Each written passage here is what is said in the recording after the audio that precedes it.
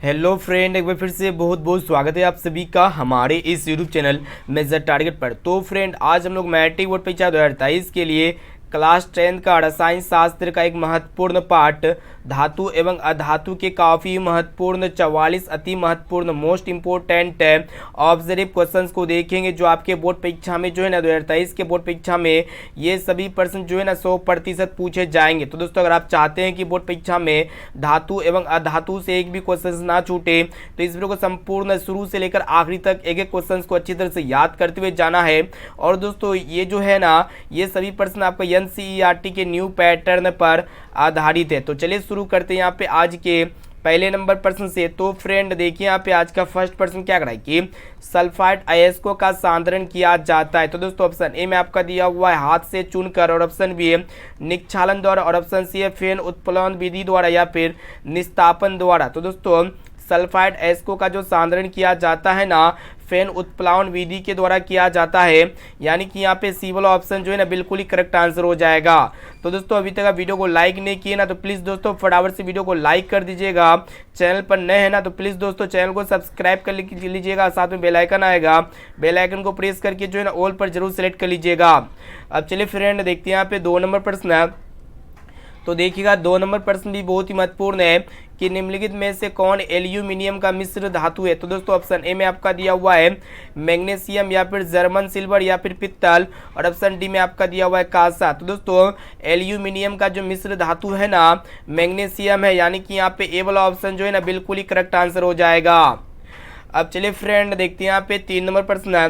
तो दोस्तों देखिए, यहाँ पे 3 नंबर प्रश्न क्या कराए कि कॉपर का निष्कासन मुख्यतः किस अयस्क से किया जाता है। तो दोस्तों, ऑप्शन ए में आपका दिया कॉपर ग्लांस से, या फिर कॉपर पायराइड से, या फिर क्यूपराइड से, या फिर इनमें से कोई नहीं। तो दोस्तों, कॉपर का जो निष्कर्षण किया जाता है ना मुख्यतः किस विधि से किया जाता है वही आप लोग को बता देना है। तो दोस्तों, यहाँ पे जो है ना कॉपर पायराइड यानी कि क्यूपराइड से किया जाता है, यहाँ पे सी वाला ऑप्शन जो है ना बिल्कुल ही करेक्ट आंसर हो जाएगा।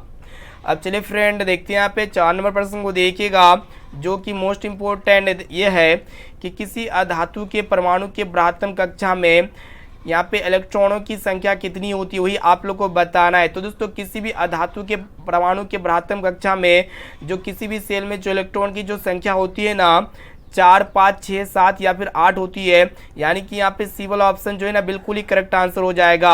और दोस्तों, ये प्रश्न जो है ना काफ़ी महत्वपूर्ण है आपके बोर्ड परीक्षा के लिए, क्योंकि ये सभी प्रश्न जो है ना आपके बोर्ड परीक्षा में 100% पूछे जाएंगे। एक एक क्वेश्चन को जो है ना अच्छी तरह से याद कर लीजिएगा।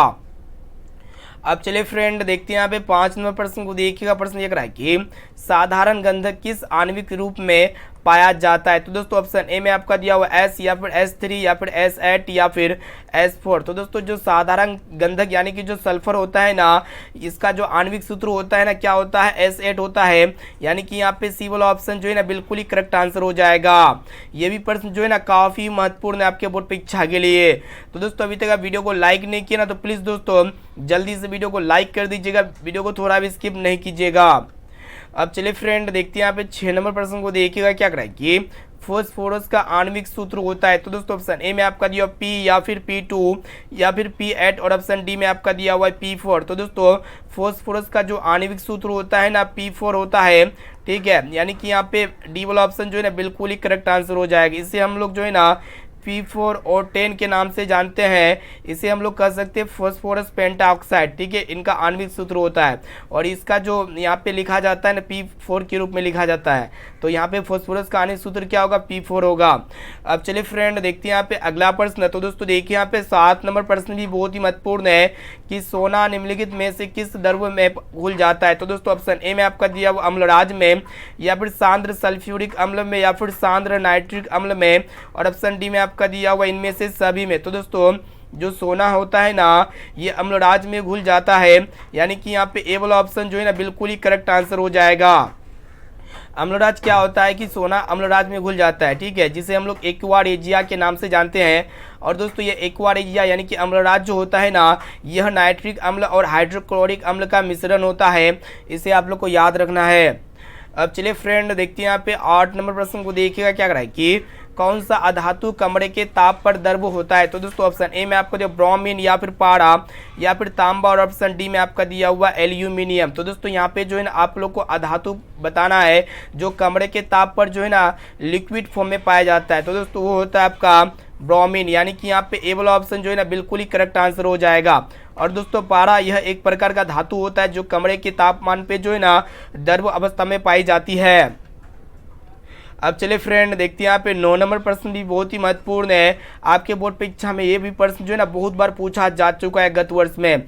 तो यहाँ पे यह है कि सीसा और टिन के मिश्र धातु को कहते हैं। तो दोस्तों ऑप्शन ए में आपका दिया हुआ सोल्डर, और ऑप्शन बी स्टील या फिर गन मेटल या फिर उपधातु। तो दोस्तों सीसा और टिन के मिश्र धातु को जो है ना सोल्डर कहा जाता है, यानी कि यहाँ पे ए वाला ऑप्शन जो है ना बिल्कुल ही करेक्ट आंसर हो जाएगा।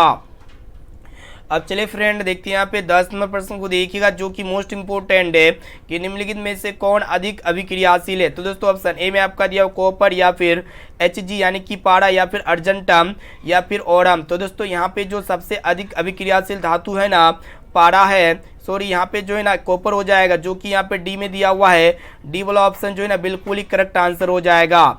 ठीक है, तो इसे आप लोग को याद रखना है। और दोस्तों और भी मतलब सबसे अधिक अभिक्रियाशील धातु क्या क्या हो सकते हैं? यहाँ पे पोटेशियम हो सकते हैं, सोडियम हो सकते हैं, लिथियम हो सकते हैं, और यहाँ पे जो है ना कैल्शियम हो सकती है। ये सभी धातु क्या होते हैं? सबसे अधिक अभिक्रियाशील धातु होते हैं। ठीक है, इसे आप लोग को याद रखना है। अब चलिए फ्रेंड देखते हैं यहाँ पे 11 नंबर प्रश्न को देखिएगा क्या करा है कि अमलगम एक मिश्र धातु है जिसमें एक धातु हमेशा रहता है। तो दोस्तों ऑप्शन ए में आपका दिया कॉपर या फिर सिल्वर या फिर पारा, और ऑप्शन डी में आपका दिया हुआ सोना। तो दोस्तों अमलगम एक मिश्र धातु होता है जिसमें एक धातु हमेशा पारा होता है, यानी कि यहाँ पे सी वाला ऑप्शन जो है ना बिल्कुल ही करेक्ट आंसर हो जाएगा। अब आइए फ्रेंड देखते हैं यहाँ पे 12 नंबर प्रश्न भी बहुत ही महत्वपूर्ण है। तो फ्रेंड प्रश्न ये कराए कि निम्न में से कौन सा पदार्थ ऑक्सीजन से संयोग नहीं करता है? तो दोस्तों ऑप्शन ए में आपको तांबा या फिर गोल्ड या फिर जिंक या फिर पोटेशियम। तो दोस्तों ऑक्सीजन से जो संयोग नहीं करता है ना गोल्ड यानी कि सोना नहीं करता है, यानी कि यहाँ पे बी वाला ऑप्शन जो है ना बिल्कुल ही करेक्ट आंसर हो जाएगा। और दोस्तों ये सोना जो होता है ना संक्षारित रोधी होती है, यानी कि इसमें जंग नहीं लगता है।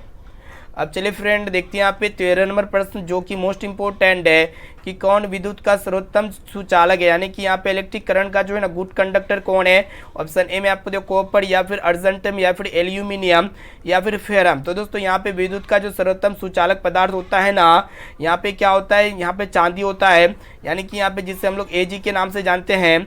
यहाँ पे बी वाला ऑप्शन जो है ना बिल्कुल ही करेक्ट आंसर हो जाएगा।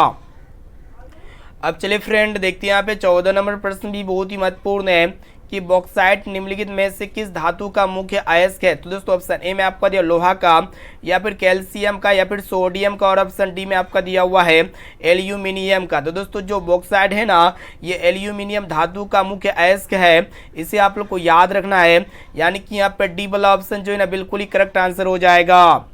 अब चलिए फ्रेंड देखते हैं यहाँ पे 15 नंबर प्रश्न भी बहुत ही महत्वपूर्ण है कि निम्नांकित में कौन उपधातु है? तो दोस्तों ऑप्शन ए में आपका दिया फेरम या फिर कॉपर या फिर निकल या फिर Sb जिसको हम लोग एंटीमनी के नाम से जानते हैं। तो दोस्तों यहाँ पे जो उपधातु है ना Sb है, जो कि यहाँ पे डी वाला ऑप्शन जो है ना बिल्कुल ही करेक्ट आंसर हो जाएगा।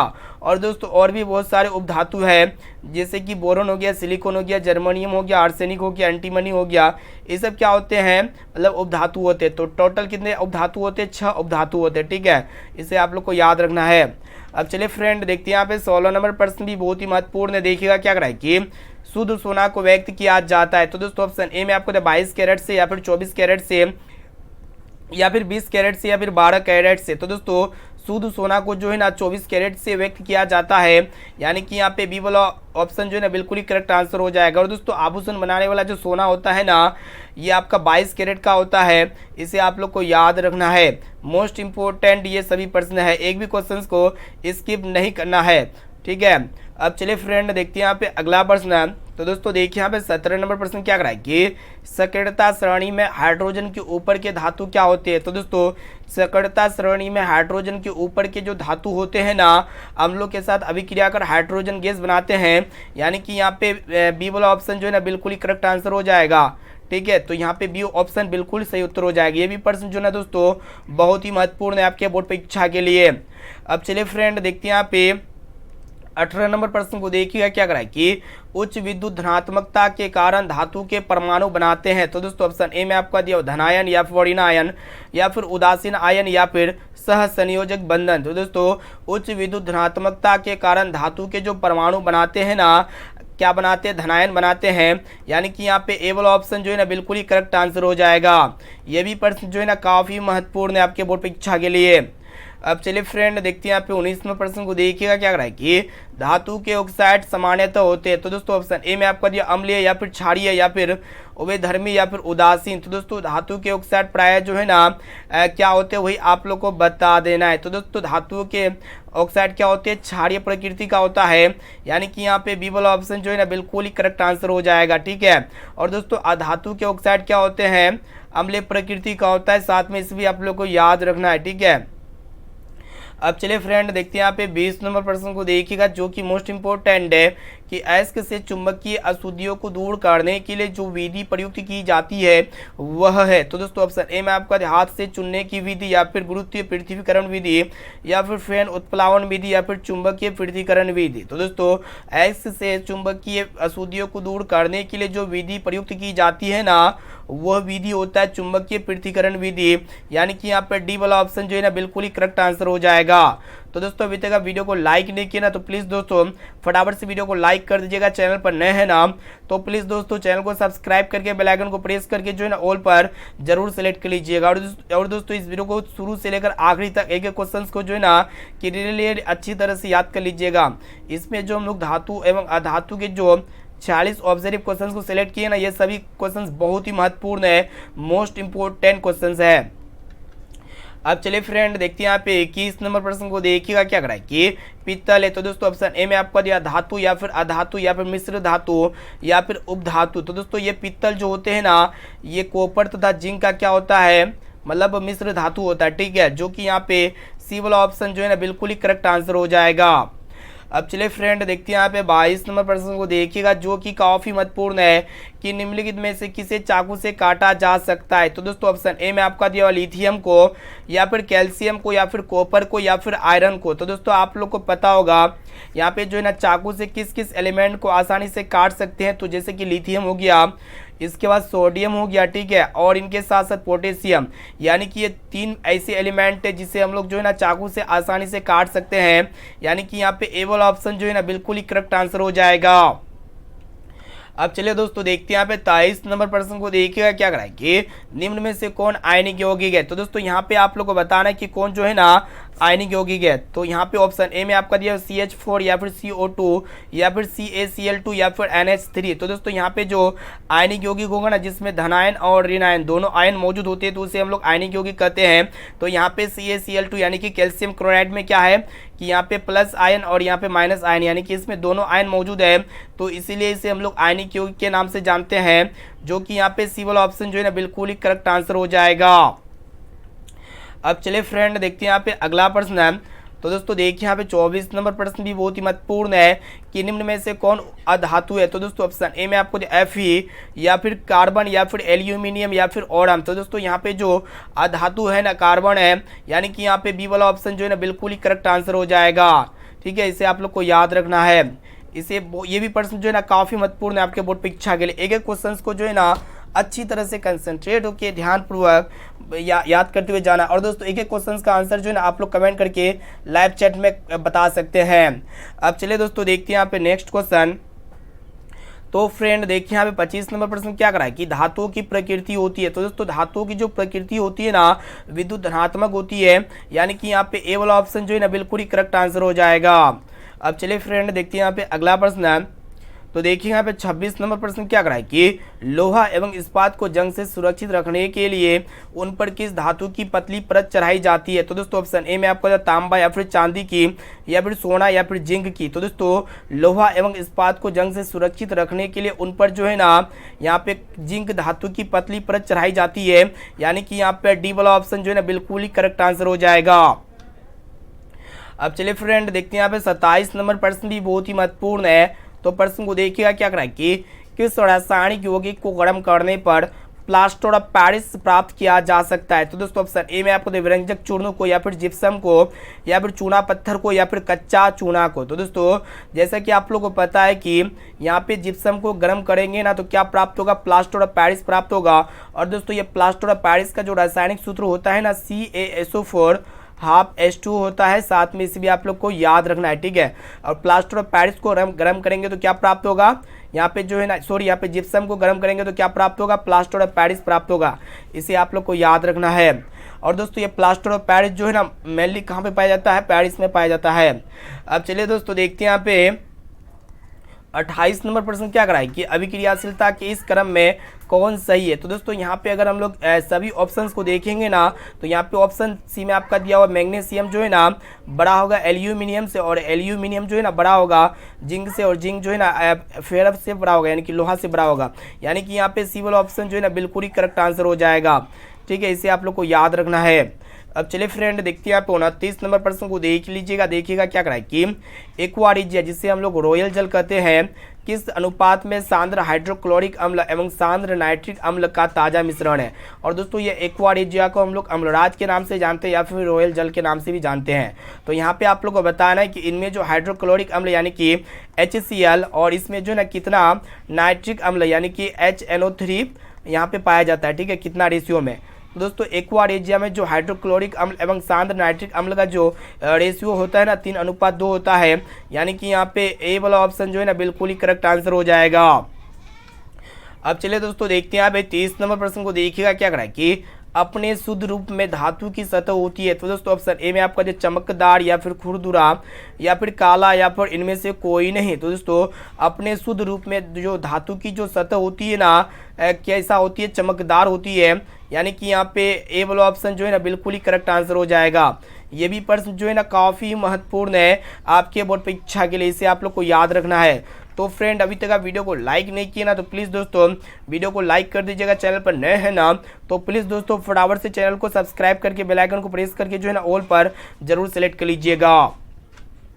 अब चलिए दोस्तों देखते हैं यहाँ पे 31 नंबर प्रश्न को देखिएगा क्या कराए कि धातु का पतले तार के रूप में खींचने की क्षमता को क्या कहते हैं? तो यहाँ पे ऑप्शन ए में आपका दिया हुआ है आघात वर्धीयता, और ऑप्शन बी है तन्यता या फिर लचीलापन या फिर इनमें से कोई नहीं। तो दोस्तों धातु के पतले तार के रूप में खींचने की क्षमता के इस गुण को हम लोग क्या कहते हैं? यहाँ पे जो है ना तन्यता कहेंगे, जो कि यहाँ पे बी वाला ऑप्शन जो है ना बिल्कुल ही करेक्ट आंसर हो जाएगा, ठीक है। अब चलिए दोस्तों देखते हैं यहाँ पे अगला प्रश्न है। तो फ्रेंड देखिए यहाँ पे 32 नंबर प्रश्न भी बहुत ही महत्वपूर्ण है। देखिएगा प्रश्न ये कराए कि कुछ धातुओं को पीटकर पतले चादर बनाया जा सकता है, तो इस गुणधर्म को क्या कहते हैं? तो दोस्तों ऑप्शन ए में आपका दिया तन्यता या फिर आघात वर्धीयता या फिर दोनों, और ऑप्शन डी में आपका दिया हुआ इनमें से कोई नहीं। तो दोस्तों कुछ धातुओं को पीटकर पतले चादर के रूप में बनाया जा सकता है, तो इस गुणधर्म को जो है ना हम लोग आघात वर्धीयता कहते हैं। यानी कि यहाँ पे बी वाला ऑप्शन जो है ना बिल्कुल ही करेक्ट आंसर हो जाएगा। अब चलिए दोस्तों देखते हैं यहाँ पे 33 नंबर प्रश्न भी बहुत ही महत्वपूर्ण है कि सबसे कठोर प्राकृतिक पदार्थ कौन है? तो यहाँ पे ऑप्शन ए में आपका दिया हुआ लिथियम या फिर हीरा या फिर सोडियम या फिर पोटेशियम। तो दोस्तों दुनिया का जो सबसे कठोरतम पदार्थ होता है ना हीरा होता है, जो कि यहाँ पे बी वाला ऑप्शन जो है ना बिल्कुल ही करेक्ट आंसर हो जाएगा। इसे आप लोग को याद रखना है। अब चलिए फ्रेंड देखते हैं यहाँ पे 34 नंबर प्रश्न भी बहुत ही महत्वपूर्ण है आपके बोर्ड परीक्षा के लिए। तो फ्रेंड प्रश्न को देखिएगा क्या कराए कि एल्यूमिनियम पर मोटी ऑक्साइड की परत बनाने की प्रक्रिया को क्या कहते हैं? तो यहाँ पे ऑप्शन ए में आपका दिया हुआ एथोडीकरण या फिर कैथोडीकरण या फिर दोनों, या पर इनमें से कोई नहीं। तो दोस्तों एल्यूमिनियम पर मोटी ऑक्साइड की परत बनाने की प्रक्रिया को जो है ना एथोडीकरण कहते हैं। यानी कि यहाँ पे ए वाला ऑप्शन जो है ना बिल्कुल ही करेक्ट आंसर हो जाएगा। अब चलिए दोस्तों देखते हैं यहाँ पे अगला प्रश्न है। तो देखिएगा 35 नंबर प्रश्न भी बहुत ही महत्वपूर्ण है कि जो धातुएं कठोर सतह से टकराने पर आवाज़ उत्पन्न करती है उन्हें क्या कहते हैं? तो यहाँ पे ऑप्शन ए में आपका तन्यता, फिर ध्वनिक जिसे हम लोग सोनोरस के नाम से जानते हैं, या फिर आघात वर्धीयता या फिर इनमें से कोई नहीं। तो दोस्तों धातु जो होता है ना कठोर सतह से टकराने के बाद आवाज़ उत्पन्न करती है, तो उसे हम लोग क्या कहते हैं? ध्वनिक कहते हैं या फिर सोनोरस कहते हैं। यानी कि यहाँ पे बी वाला ऑप्शन जो है ना बिल्कुल ही करेक्ट आंसर हो जाएगा। तो दोस्तों अभी तक आप वीडियो को लाइक नहीं किए ना तो प्लीज़ दोस्तों वीडियो को लाइक कर दीजिएगा। अब चलिए दोस्तों देखते हैं यहाँ पे 36 नंबर प्रश्न क्या कराए कि सबसे अधिक तन्य धातु कौन है। तो यहाँ पे सबसे अधिक तन्य धातु जो होगा ना क्या होगा वही आप लोगों को बताना है, चांदी या फिर तांबा या फिर एल्यूमिनियम या फिर सोना। तो दोस्तों सबसे अधिक जो तन्य धातु होता है ना सोना होता है। और दोस्तों 1 ग्राम सोना से जो है ना लगभग 2 किलोमीटर लंबा तार खींचा जा सकता है, इसलिए जो है ना सोना सबसे ज़्यादा तन्य धातु होता है। यहाँ पर डी वाला ऑप्शन जो है ना बिल्कुल ही करेक्ट आंसर हो जाएगा। अब चलिए दोस्तों देखते हैं यहाँ पे 37 नंबर प्रश्न क्या कराए कि इनमें से कौन अधातु होते हुए भी चमकीला होता है। तो यहाँ पे ऑप्शन ए में आपको दिया कार्बन या फिर ब्रोमीन या फिर आयोडीन या फिर इनमें से कोई नहीं। तो दोस्तों ये आयोडीन जो है ना यह एक प्रकार का अधातु है, फिर भी यह चमकीला होता है, यानी कि यहाँ पे सी वाला ऑप्शन जो है ना बिल्कुल ही करेक्ट आंसर हो जाएगा। अब चलिए फ्रेंड देखते हैं यहाँ पर 38 नंबर प्रश्न को देखिएगा। 38 नंबर प्रश्न क्या कराए कि निम्नलिखित में से कौन अति ज्वलनशील है। तो यहाँ पे ऑप्शन ए में आपका दिया हुआ लाल फोस्फोरस या फिर श्वेत फोस्फोरस या फिर साधारण गंधक या फिर प्लास्टिक गंधक। तो दोस्तों यहाँ पे जो अति ज्वलनशील होगा ना क्या हो जाएगा, श्वेत फोस्फोरस हो जाएगा। ये श्वेत फोस्फोरस क्या होता है कि कमरे के तापमान में जो है ना ये ऑटोमेटिकली इसमें आग पकड़ लेता है, ठीक है। और दोस्तों जो माचिस का जो मतलब माचिस में कौन सा फोस्फोरस होता है, तो दोस्तों लाल फोस्फोरस होता है। पहले जो है ना श्वेत फोस्फोरस का प्रयोग किया जाता था, जब ये दुर्घटना होने लगा यानी कि ऑटोमेटिकली जब इसमें ऑटोमेटिकली आग पकड़ लेता था ना तो इसको हटा करके जो है ना लाल फोस्फोरस का उपयोग किया गया, ठीक है। तो यहाँ पे जो है लाल फोस्फोरस का उपयोग किस में किया था, माचिस में किया जाता है। श्वेत फोस्फोरस क्या होता है, अति ज्वलनशील होता है, ठीक है। तो यहाँ पे बी वाला ऑप्शन जो है ना बिल्कुल ही करेक्ट आंसर हो जाएगा। अब चलिए दोस्तों देखते हैं यहाँ पे 39 नंबर प्रश्न को देखिएगा क्या कराए कि विद्युत अपघटनी परिष्करण में अशुद्ध धातु को बनाया जाता है। ऑप्शन ए में आपको एनोड से या फिर कैथोड से या फिर अपघटय से या फिर इनमें से सभी से। तो दोस्तों आप लोग बता देते हैं विद्युत अपघटनी परिष्करण में अशुद्ध धातु को जो है ना एनोड से बनाया जाता है, यानी कि यहाँ पे ए वाला ऑप्शन जो है ना बिल्कुल ही करेक्ट आंसर हो जाएगा। ये भी प्रश्न जो है ना बहुत ही महत्वपूर्ण है आपके बोर्ड परीक्षा के लिए। अब चलिए फ्रेंड देखिए यहाँ पे 40 नंबर प्रश्न को देखिएगा क्या कराए कि निम्नलिखित में कौन सबसे अधिक अभिक्रियाशील धातु है। तो दोस्तों आप लोग को बताए कि जो सबसे अधिक अभिक्रियाशील धातु होता है ना यहाँ पे क्या होगा, सोडियम होगा, जो कि यहाँ पे सी वाला ऑप्शन जो है ना बिल्कुल ही करेक्ट आंसर हो जाएगा। और दोस्तों ये सोडियम को जो है ना किरोसिन तेल में डुबो कर रखा जाता है। और दोस्तों वीडियो को लाइक कर दीजिएगा, चैनल पर नए हैं ना तो प्लीज़ दोस्तों चैनल को सब्सक्राइब करके बेल आइकन को प्रेस करके जो है ना ऑल पर जरूर सेलेक्ट कर लीजिएगा।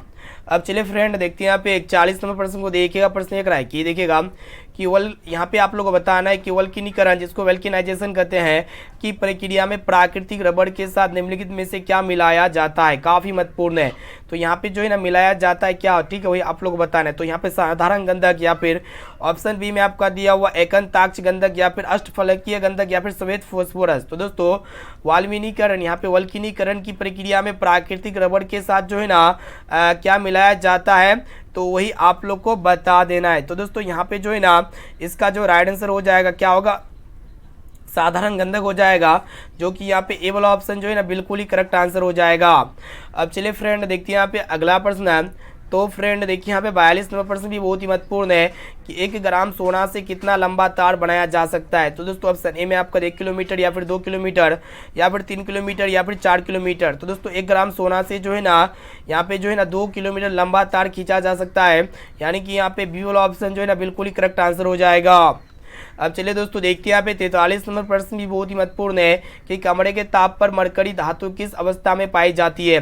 तो यहाँ पे ऑप्शन ए में आपका ठोस या फिर द्रव या फिर गैस या फिर कोई भी नहीं। तो दोस्तों कमरे के ताप पर मरकरी धातु जो है ना ये द्रव अवस्था में पाई जाती है, यानी कि यहाँ पे बी वाला ऑप्शन जो है ना बिल्कुल ही करेक्ट आंसर हो जाएगा। अब चलिए दोस्तों देखते हैं यहाँ पे 44 नंबर प्रश्न को देखिएगा क्या कराए कि व्यावसायिक स्तर पर एल्यूमिनियम धातु का निष्कर्षण किस अयस्क से किया जाता है। तो दोस्तों व्यावसायिक स्तर पर एल्यूमिनियम धातु का जो निष्कर्षण किया जाता है ना बॉक्साइट अयस्क से किया जाता है। यहाँ पे बी वाला ऑप्शन जो है ना बिल्कुल ही करेक्ट आंसर हो जाएगा। और दोस्तों बॉक्साइट का जो अनुसूत्र होता है ना Al2O3 2H2 होता है, इसे आप लोग को याद रखना है। अब चलिए फ्रेंड देखते हैं यहाँ पे 45 नंबर प्रश्न को देखिएगा क्या कराए कि लोहे के निष्कर्षण में चूना पत्थर कैल्शियम सिलिकेट जिसे हम लोग CaSO4 एक यौगिक बनाता है, यह एक यौगिक कहलाता है। यहाँ पे ऑप्शन ए में आपको दिया भर्जन या जारण या फिर प्रगलन या फिर द्रावक या फिर धातुमल। तो दोस्तों लोहे के निष्कर्ष में चूना पत्थर कैल्शियम सिलिकेट एक यौगिक बनाता है। यह यौगिक जो है ना धातुमल कहलाता है, जो कि यहाँ पे डी वाला ऑप्शन जो है ना बिल्कुल ही करेक्ट आंसर हो जाएगा।